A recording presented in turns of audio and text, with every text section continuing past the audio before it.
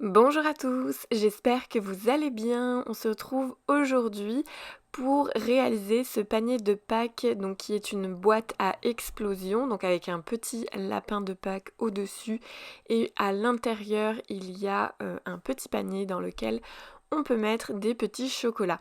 Donc cette boîte elle m'a attirée parce que je la trouvais trop mignonne. Donc c'est vrai que c'est hyper sympa à faire, il y a de l'emplacement pour une petite carte. Voilà, donc le design est carrément, enfin clairement, il n'y a vraiment pas besoin de la modifier parce que ce projet il est juste topissime. Par contre, ça demande énormément d'éléments. Donc c'est le moment de fouiller dans votre boîte à chute de papier et voilà, à part cet élément-là qui prend quasiment tout le tapis, je pense que tous les autres c'est facilement découpable dans des chutes. Moi en tout cas c'est ce que j'ai fait. La majorité ça a été des chutes, à part pour évidemment la structure elle-même de la boîte. Donc voilà, je vais directement cliquer sur créer et puis je vais vérifier les tapis avec vous. Et là, comme vous pouvez le constater, sur voilà, ce tapis là il n'y a pas la nécessité, donc je déplace les objets et je vais les caler dans les trous de ma boîte, hein. Clairement ça sert à rien d'utiliser deux feuilles pour quelques tulipes là. Donc voilà, c'est pour ça que ça je le répète assez régulièrement, mais il faut vraiment faire attention à ce que le design space vous propose dans la disposition des formes sur chaque tapis, voilà, pour essayer d'économiser un petit peu, on va dire. Au niveau du réglage, j'ai pris papier cartonné moyen 216 grammes, en sachant que la plupart c'est du papier à scrapbooking, donc du papier de la marque Basile. Voilà, donc après j'ai pris ma roue de rainage, la numéro 1, voilà, la roue de rainage simple. Le design space me demande de l'insérer. J'ai également mis une couleur de stylo. Alors j'avais pas celle proposée à l'écran, mais ça n'a vraiment pas d'importance. Vous pouvez choisir la couleur que vous souhaitez. Ça se dessine, voilà, ça fait le rainage, ça dessine, puis après on change la lame pour découper, et puis le tour est joué. On se retrouve sur mon plan de travail avec tous les éléments découpés. Donc voilà, il faut vérifier qu'on ait bien tous les éléments. Et puis je vais commencer par tout simplement plier ce qui doit être plié. Comme ça, c'est toujours plus facile pour le montage quand on remarque. Voilà, moi j'insiste sur les pliures pour être sûr que tout soit bien marqué au moment de faire le montage. Donc je me munis d'un petit plioir. Alors ce petit plioir il date de très longtemps puisque je l'avais déjà quand j'étais en école de reliure d'art, donc il a plus de 10 ans, voire 15. Voilà, donc là je suis en train de m'attaquer à la petite pochette pour insérer la carte.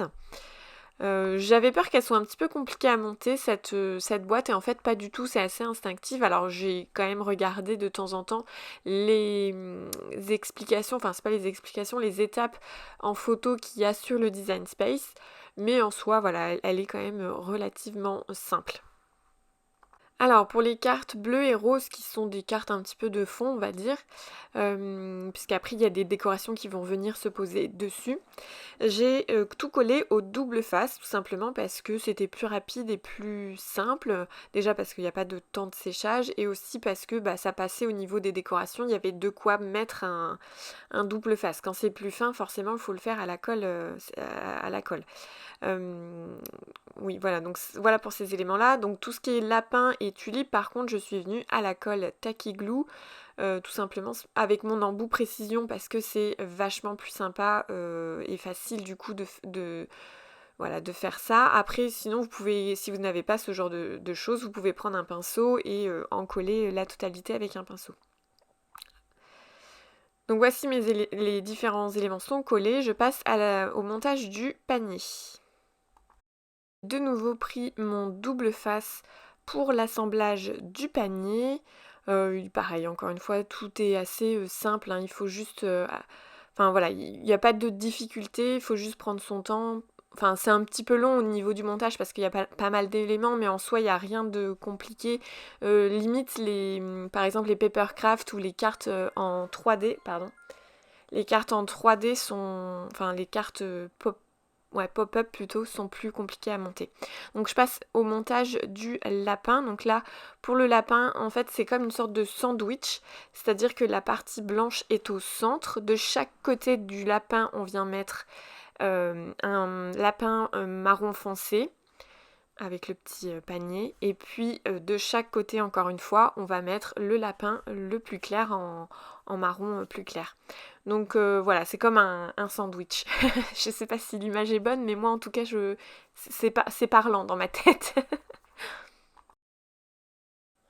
Une fois le lapin monté, je passe au couvercle de la boîte. Cette fois-ci, j'ai mis de la tacky glue, tout simplement parce que les onglets étaient quand même vachement épais et que ça m'aurait demandé, mon double face était très fin, donc ça m'aurait demandé 2 lignes. Donc je me suis dit, bon, ça ira plus vite avec la tacky glue, mais si vous avez de la colle block, ça aurait très bien fonctionné aussi. Enfin, peu importe. Après, faut juste prendre plus ou moins son temps pour que ça fixe, etc.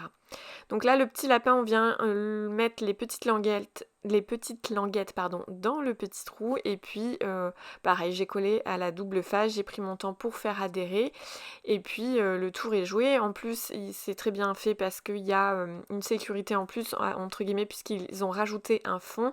Donc là, j'ai pris un double face un petit peu plus épais cette fois-ci, parce que je me suis dit que avec ma colle précision, ça aurait été très long d'en coller le tout. Mais voilà, comme quoi c'est pratique d'avoir au final plusieurs choses pour pouvoir varier la façon de coller en fait. Alors après j'enchaîne donc avec donc ce petit fond qui était à mettre du coup au fond de la boîte. Et après il faut rajouter le petit panier. Alors je me suis dit après coup que le panier était peut-être pas... Enfin c'était peut-être pas obligatoire de fixer le panier, puisque le panier peut être, je pense, pris à part. Mais moi j'ai décidé de le coller parce que je me suis dit que si je ne le collais pas, clairement mon fils allait partir avec, et adieu le panier. Donc j'ai pris le parti de le coller. Maintenant je pense que si vos enfants sont un chouï un peu plus grands et un petit peu plus soigneux, bah pourquoi pas le laisser à part pour qu'ils puissent bien prendre le panier en dehors de la boîte. Pourquoi pas en tout cas. Je pense que c'est une question de choix. Voilà, donc le tout est fait. Je me suis rendu compte que j'avais oublié de mettre les tulipes, donc je les rajoute, et puis cette boîte va être terminée. J'espère qu'elle vous aura plu. Le montage, c'est vrai elle peut paraître compliquée quand on est débutant avec la Cricut, mais elle est vraiment pas si compliquée que ça.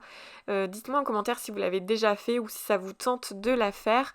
En tout cas, moi, mon fils l'a adoré puisqu'il a fait «Waouh, bravo maman!»